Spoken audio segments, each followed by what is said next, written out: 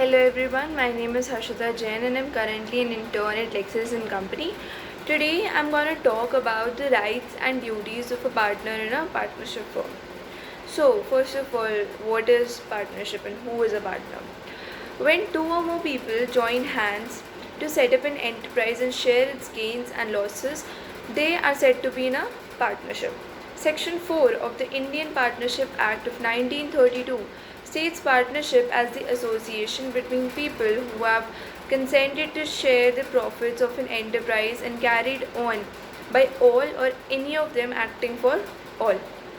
People who have entered in a partnership with one another are independently termed as partners and comprehensively termed as a firm. The name under which the trade is carried is called the name of the firm.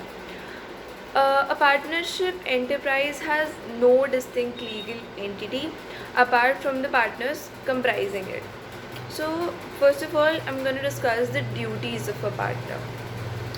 All the duties of partners emerge from the second principle, that is the relation of partners to one another and of utmost good faith. So there are almost 7 duties of a partner. First is the duty to not to compete. Section 16B of the Partnership Act provides that if the partner makes a profit by engaging in a business which is similar or to or competing with the firm, then the partner should account for such profits. In the case of Fulton Bihari Roy versus Mahendra Chandra Ghoshal, there was a partnership for buying and selling for the salt. One of the partners, while buying salt for the firm, bought some quantity of salt for himself and then gained profit by selling it on his personal account. It was held to be liable to account to his co-partners for the profits earned. However, a partner can carry on any business which is outside the scope of the business of the firm. मतलब जो भी तुम्हारे firm से related है, अगर उस चीज़ में तुम प्रॉफिट गेन कर रहे हो तो that profit will also be gained by your co-partners. लेकिन any other thing that you're doing outside the firm, like outside the course of the firm, then that could account to your personal profit. Second is the duty to be diligent. Section 12 subclause B provides that a partner is bound to diligently attend his duties. Section 13F says that if a person indemnifying the firm for any loss caused to the firm because of his willful neglect, a partner cannot be made liable for mere errors of judgments or acts done in good faith. In the case of Craig versus Ford, there was a partnership between the plaintiff and the defendant. The defendant was the managing director of the firm and therefore the conduct of dissolution was left on him. Plaintiff advised the defendant to dispose of certain bales of cotton. However, the defendant said that the same would only be done after the dissolution. Meanwhile, the price of the cotton fell and very less amount was realized by selling the cotton as compared to which could have been otherwise earned. Now, the third duty is to indemnify for fraud. This is stated under section 10 of the Act. Indian Partnership Act 1932 provides that if a loss is caused to the business, to the firm, because of the act of the partner, then he or she shall indemnify their co-partners for such loss. The purpose of the section is to induce partners to deal fairly and honestly with customers. Like, let's take an illustration like A, B, C, and D. These 4 people entered into a partnership for the banking business. Okay. A committed fraud of rupees 30,000 against one of the customers. As a result, all the co-partners, that is B, C, and D, were held liable. Here, A is bound to indemnify the firm for the loss caused to the firm because of fraud committed by him. Another duty is the duty to render to true accounts. Section 9 of the Act provides that the partners are bound to disclose and provide full information about the things that affect the firm to any partner or his legal representatives. This means that a partner should not conceal things from their co-partners in relation to the business of the firm. Every partner has the right to access the accounts of the firm. Another duty is the next duty is the duty to properly use the property of the firm.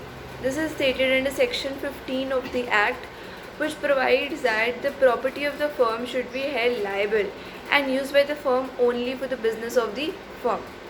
A partner cannot make use of the property for his personal purpose, and if they do so, then they'll be held accountable to all the co-partners. He or she could be made liable for the losses caused because of any such use. Now, this duty can be avoided by entering into the agreement to the contrary. Now, the last duty is the duty to account for personal profits. This is stated under section 16 of the Partnership Act, which provides that if a partner makes the use of the property of the firm and earns profit out of it, then he or she should be account for the property. This duty arises because of the fiduciary relationship between the partners. Now, if there are any doubts or any questions regarding anything, do mention them in the comment box.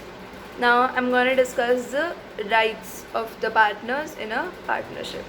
The mutual rights of a partner generally depend on the provision of the agreement, but subject to their agreement, the law confers to almost 7 rights of a partner, which I'm going to discuss now. The first right is the right to take part in the conduct of the business. Now, this right is stated under section 12A of the Act, that provides that every partner has a right to take part in the conduct of the business of the firm.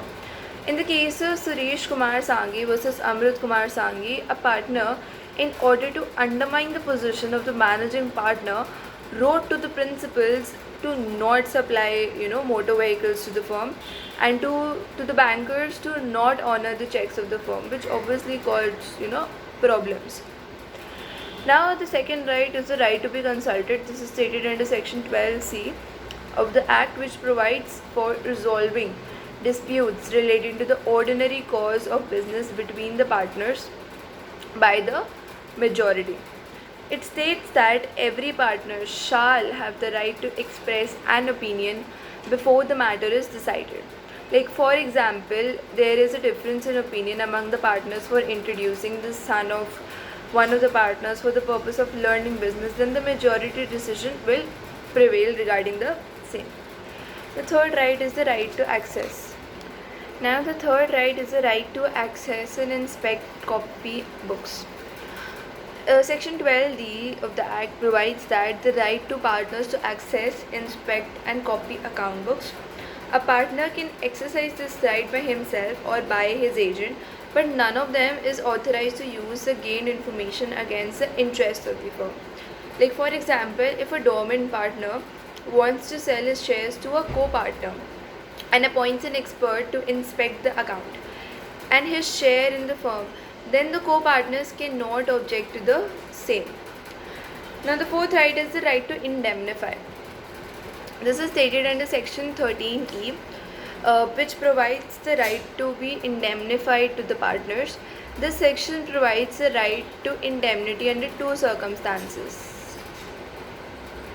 Like, I'm going to give you an example. There was a partnership between A, B and C.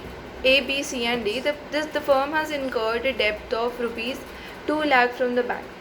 A paid the debt in the name of the firm. In this case, B is entitled to be indemnified from his co-partners. The right to be indemnified is not lost with the dissolution of the firm. Settlement of the accounts is also not so important to indemnify the partner. Now, the next right is the right to share profits.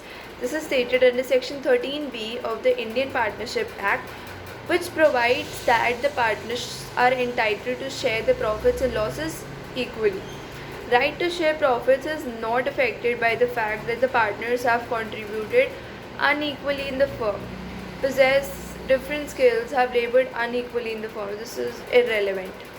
In the case of Mansha Ram versus Stage 1, where there was no satisfactory evidence to show that in what proportion the partners were to divide the remuneration, it was held that by the Punjab and the Haryana court, that the partners were entitled to share equal profits irrespective of the fact that they had been paid separately or had done unequal work, or those factors were irrelevant. Now the next right is the right to interest.